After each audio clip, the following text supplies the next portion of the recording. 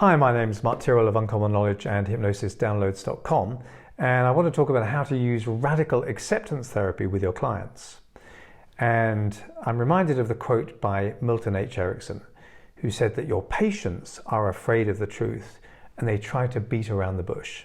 Now, whether that's true or not, certainly not facing a situation can have dire consequences. And now, a woman I knew back in the 1980s, a friend of my girlfriend at the time, found a lump on her skin. And she ignored it and she pushed it to the back of her mind, denying to everybody that it needed attention. She waited 6 months and then a year and then a year and a half, and it still hadn't gone away and had in fact grown bigger. And she went to her doctor at last to please her mum, as she said, and it was cancer, and she died not long after.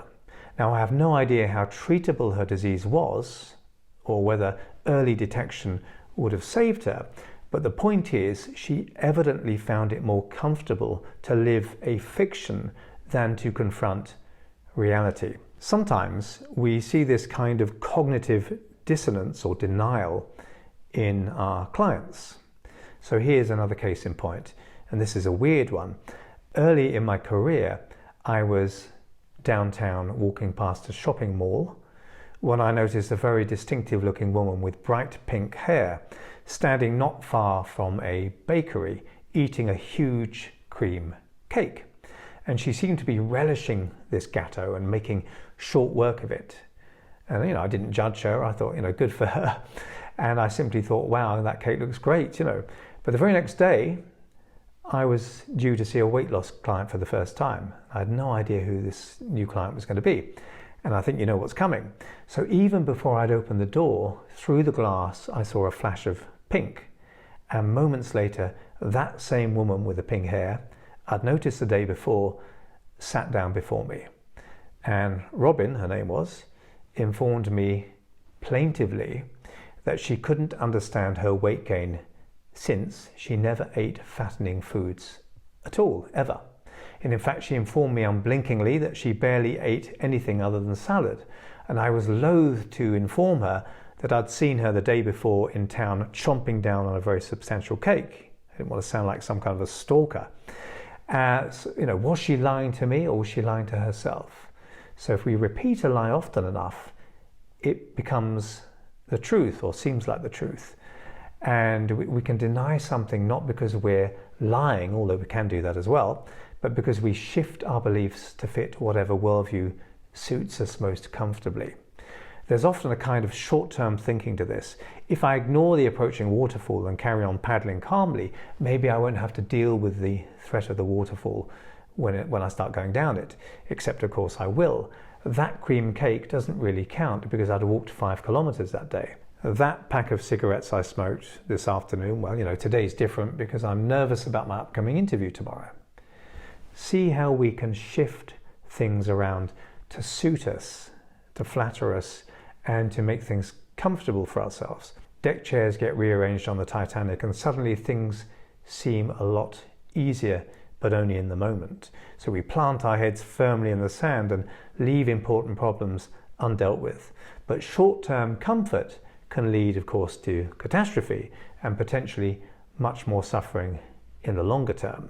The problem may be unconsciously understood, but consciously denied, as with cognitive dissonance, or it may be consciously understood, but not accepted. Yeah, I know I should really drink less, but you only live once. Either way, it's ignored and remains unaccepted and unchanged. So now, like most things in life, sometimes non-acceptance might actually help us. Sometimes not accepting some aspect of life may drive us to do the impossible, which of course turns out to have been possible all along. So not accepting defeat or failure may drive us to find a way to win and succeed. Those who just don't know when to quit or don't accept some limitations placed upon them by other people can sometimes amaze us all. Deciding to accept your age may mean not keeping as fit or as being as adventurous as you might be. So a bit of non-acceptance might be a good thing, when it is a good thing. If acceptance means complying with limitations, that may be overly restrictive or pessimistic. Equally though, depending on what the problem is, non-acceptance of a problem may make it worse. But there's something else here as well. If we don't at least know or acknowledge a situation or problem, we haven't even reached the starting line as far as solving or resolving that problem is concerned. So I'm more likely to go to get an umbrella if I recognize and acknowledge the fact that it's raining outside than if I stand there getting drenched, all the while steadfastly denying that it's raining. A diabetic is more likely to improve their diet, type 2 diabetes, if they accept that they are in fact diabetic and that diabetes can severely damage them. So acceptance doesn't mean defeat, rather it means practical alignment with truth so we can actually do something. So what then is radical acceptance? Radical acceptance is a concept often associated with dialectical behaviour therapy, or DBT, a type of psychotherapy developed by Marsha M. Lynham. And it refers to fully accepting reality as it is without judgment or resistance, even if it's not what you want it to be. So what does radical acceptance look like? So here are two examples you can use with your clients, which are also included on the Uncommon Knowledge Radical Acceptance worksheet. Okay, so example 1, non-acceptance. So John smokes 50 cigarettes a day and is finding that more and more often he has trouble breathing and feels tired and depressed. He tells you that many people smoke all their lives and live up to 100, and he doesn't feel cigarettes will harm him. Radical acceptance would be that John learns to feel safe and secure in other ways which don't harm him. He comes to see that smoking is harming him and eventually kicks the habit. He feels happier and genuinely safer. Okay. Example 2 of non-acceptance would be, it's a hypothetical case again, but Sylvia's boyfriend has ended their relationship, telling her he no longer loves her. She's devastated and 6 months later insists he does still love her and they're meant to be together, and that his new girlfriend doesn't really mean anything to him. She constantly calls him up and hangs about his place of work, hoping for a reconciliation. Radical acceptance would be that Sylvia comes to realize that her ex really has moved on. She starts to meet her needs for intimacy and meaning through friends and her work, and eventually meets someone new. So how can you help your clients who may need to develop radical acceptance?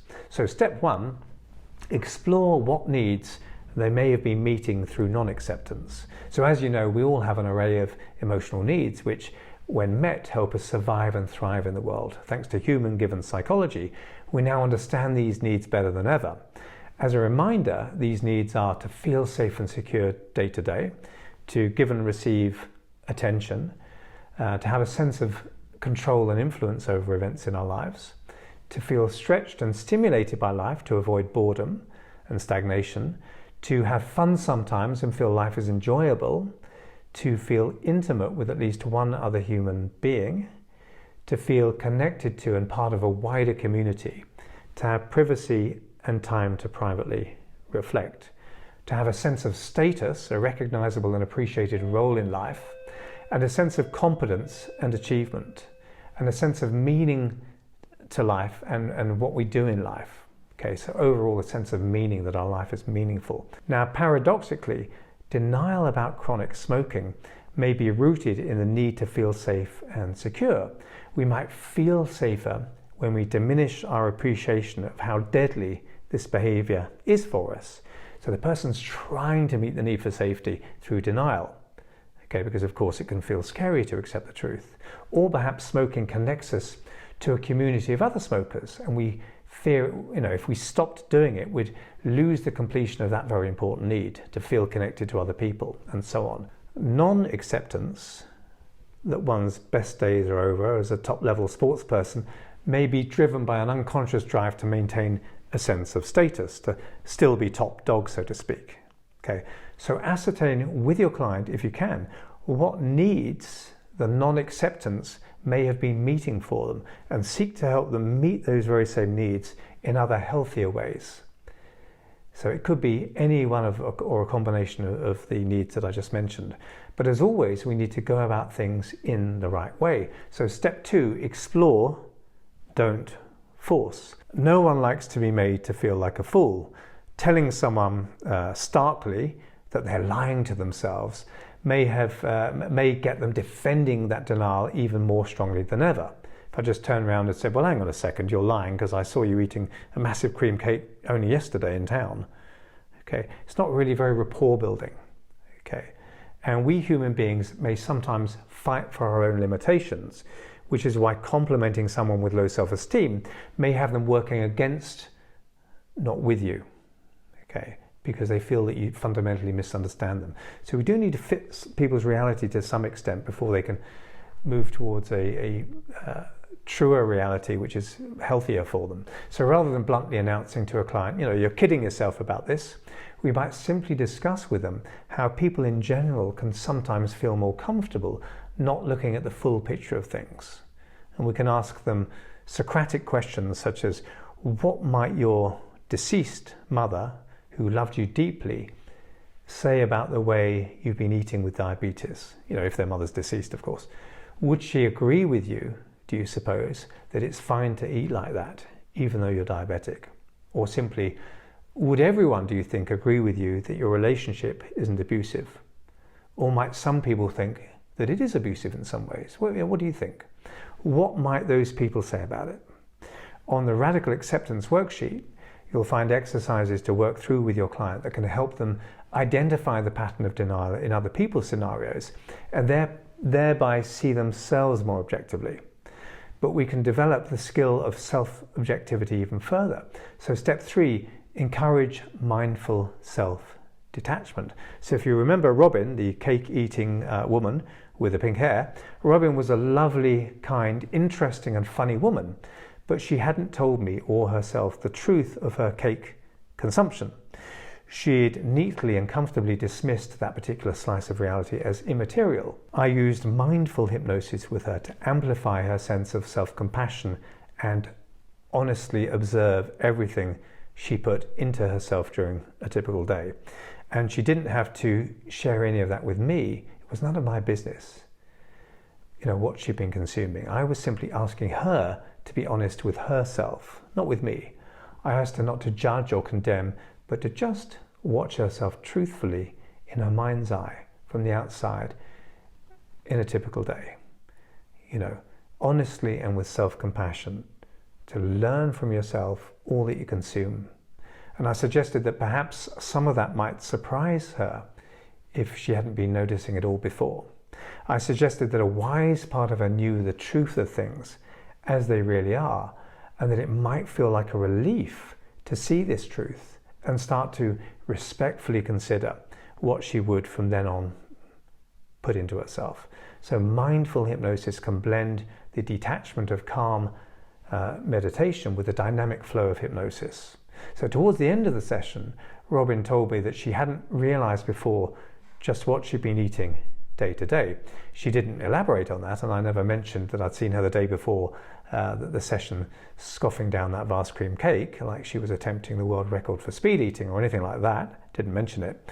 But she did start to become slimmer and seemed happier. So the consolation of seeing truth, no matter how hard it is to bear, is so often a sweeping sense of sweet relief as pretense falls away and we let reality in.